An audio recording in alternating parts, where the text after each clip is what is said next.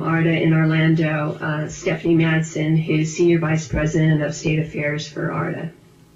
Thank you. Madam Chairman, members of the committee, I am Stephanie Madsen, that's Stephany, Madsen, Madsen, and I'm married to a Dane, unlike Mr. Gustafson, who I assume may be Swedish or Norwegian. I'm happy to be here today to speak in support of both parts of Senate Bill 200, and just wanted to give you a little background on its importance to owners associations in the timeshare industry.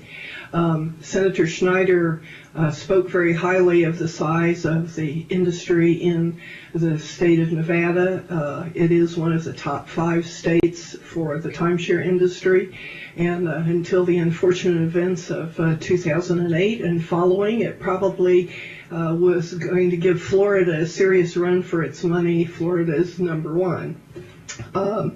Currently, Nevada has 61 timeshare resorts in both the north and in southern Nevada. That includes over 6,800 whole units. And by whole units, I mean just the singular villas or apartments.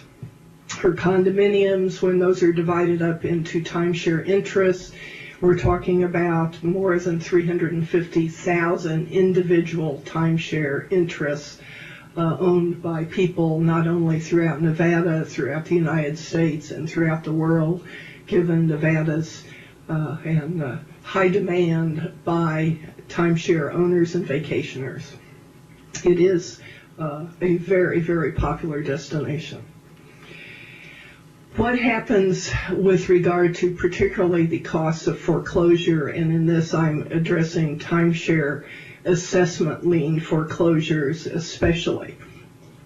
In this economy and in many of the older timeshare resorts, you also have older timeshare owners who may be retired or retiring, who may have lost their job, who may have used their timeshares for 20 years, 25 years, in some cases as long as 30 years, and they're just tired, perhaps, of owning. It doesn't fit their lifestyles anymore, and if they're looking to cut costs, as Karen Dennison pointed out, the timeshare annual maintenance fee or assessment may be one of the first things to go.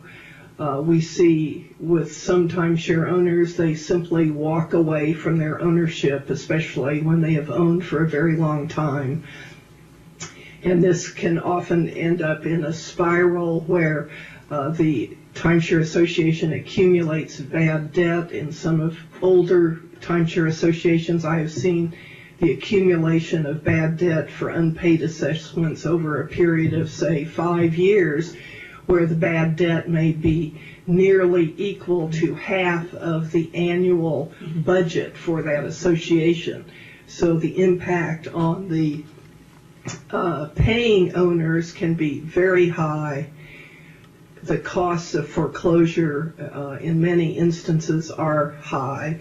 They include the publication costs, certainly which we are discussing here in this bill, and as well as other costs involved in the foreclosure process. Some associations can't afford to foreclose, and that's how they come to accumulate the bad debt.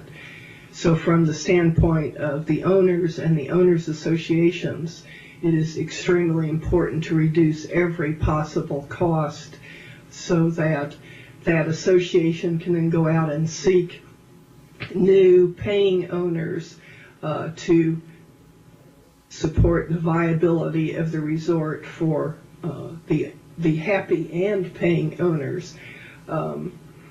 This economy has certainly brought, many of those things together.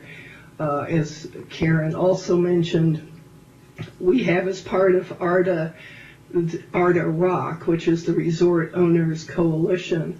It is a group of more than 1 million timeshare owners across the country who voluntarily contribute annually something like $3 to $10 as part of their maintenance assessments to be sure that their interests are protected with good legislation at the state and federal level. And this bill, SB 200, is one which they strongly support to protect their privacy in the state of Nevada and to reduce foreclosure costs in every way possible. And I thank you and would be glad to answer any questions. And if I miss this because I was going through the different amendments that have come from Ms. Dennison, trying to piece which ones we're working from. Did you state, and I apologize if I missed it, what, with all the units that we have, and again, we have 61 timeshare resorts in the state, how many units at any one time are in this category? We unfortunately do not have data on that at this very moment. We are doing some surveys actually through our foundation to get that kind of data, but it isn't currently available. It varies widely depending on the age and location of the association. We do have some anecdotal information from another state where we had one small resort that had virtually no defaults on assessments. We had another one with a 5% default rate, and then we had another one, all of about the same age, 25 plus years, that had a 25% default rate and could not afford to foreclose. So we are actually pursuing non-judicial foreclosure in that state, which of course you already have here in Nevada. And Madam Secretary and Internet audience, that was Ms. Madsen, speaking.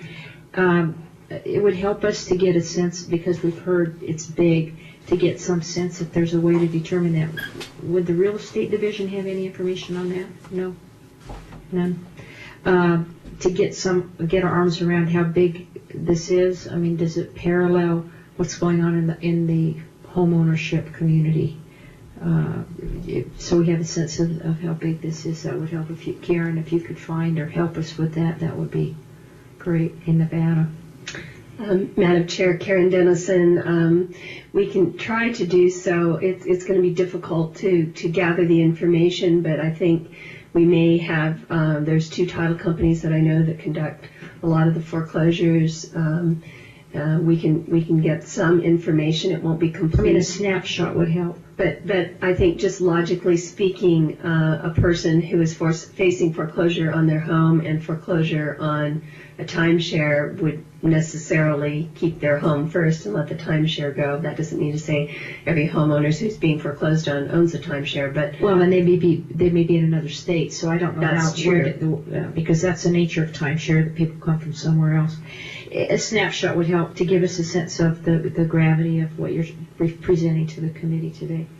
Questions or comments, committee? Okay, thank you. Something else? No? Okay.